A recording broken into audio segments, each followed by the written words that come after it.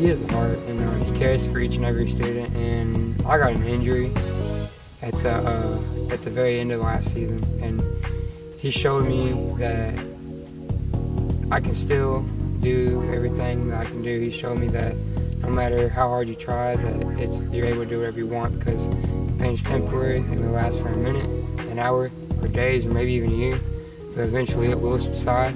But if you quit, however, it will last forever. He told me not to give up. Last season I gave up a lot of ways. And with him I felt more encouragement from him than I did from the other coach. I used to be extremely afraid to do things, and I wouldn't really go in or anything because I was afraid I was going to mess up. And he taught me that even when you mess up, it's okay, and that you just got to do your best to fix it the next time. He's a great guy. I love that he came here, and he helped me get a job when I really needed it. And I'm just glad he gave like a lot of people a chance to do what they can do. But the main thing he did for me was give me a chance. Like Coach Curry, just he made me want to not play football ever again. But when he got here, he made me want to play and do everything 100%. Like he helped me in school, life, everything like that. He's just taught me how to be myself. He's brought something out of me that I didn't know I had. He gave me a chance because my coach at the middle school, he never gave me the chance that I needed to show what I had in me. When I came in, he's the one that gave me that shot.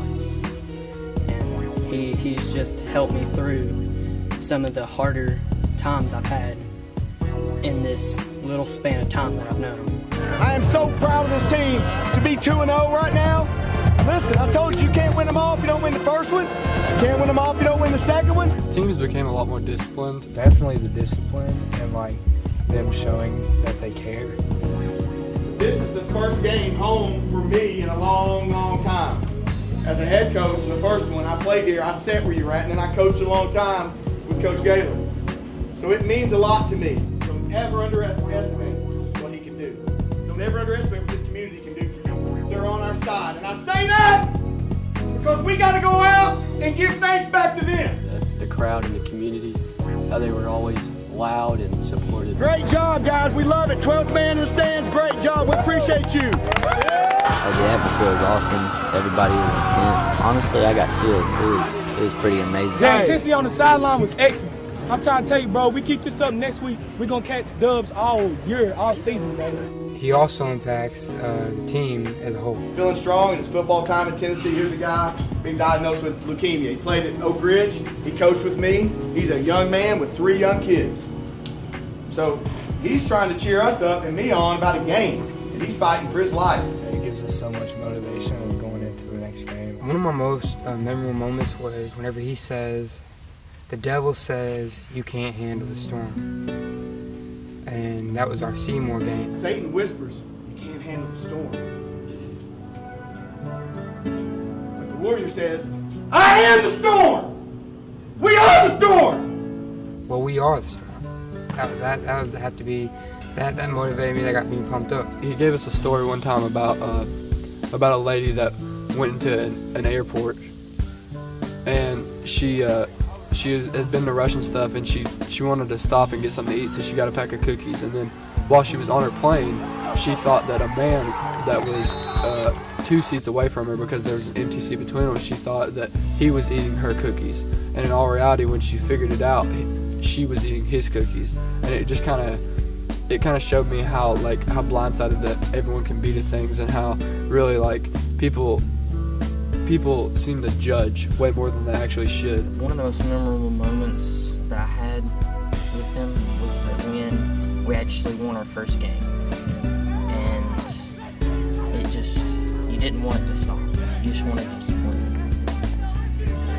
Make, yourself and everybody else happy and feel good. Practicing with the varsity, it teaches me something that you wouldn't get to figure out. You wouldn't learn just practicing as a freshman, and you wouldn't regularly get to do that. But he has let me learn from them. He has let me dress out.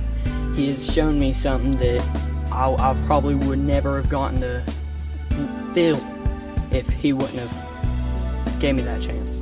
5 loaves and 2 fish feeds 1,000. I'm going to stop at that because that's Jesus' miracle. That was a big deal. But I'm going to add a little bit to it. I said I hadn't been here in a while. This is my community. This is these guys' up community. Let me tell you something. This person got lost in the story.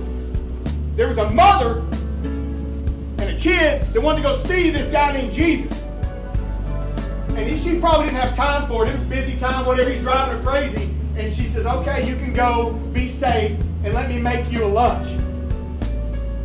What had happened? What would have happened had that mother not made that lunch? My point is, everything happens for a reason. You're not here by chance. That mother was so faithful to make that lunch, or it wouldn't have happened. Those people out there made this happen. I've been so humbled by this community and the people that came in to feed you. Humbled. So I kind of picture them being the mother that made the sandwich, that made the bread, that sent the fish. Because had they not been doing it and been faithful, you wouldn't have had what we had in the off season. The fun times we've had, I couldn't have did it alone without these guys. There's no way that one person can do it. Every day is a new day, every moment's a new moment, and every play is a new play.